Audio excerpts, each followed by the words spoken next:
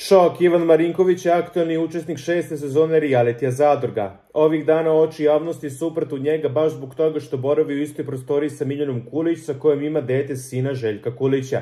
Marinković je posebno svoje srce javnosti zbog emotivnog susreta sa svojim sinom i tom prilikom svima stavio do znanja da krv nije voda, kao i da se protiv roditeljskih instinkta ne može.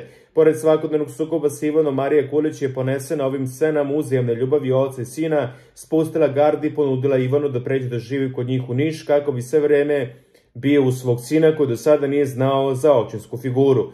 Deva nije bio oduvek ovakav, svedoči jedan od mnogobrojnih situacija u realitiju Parovi, gde je dolazilo do fizičkih obračuna sa takmičarima. Naime, Marinković se sukobio sa Mladenom Vuletićem, tadašnjim učesnikom reality, usled čega je došlo do jezivih scena nasilja i batinjanja.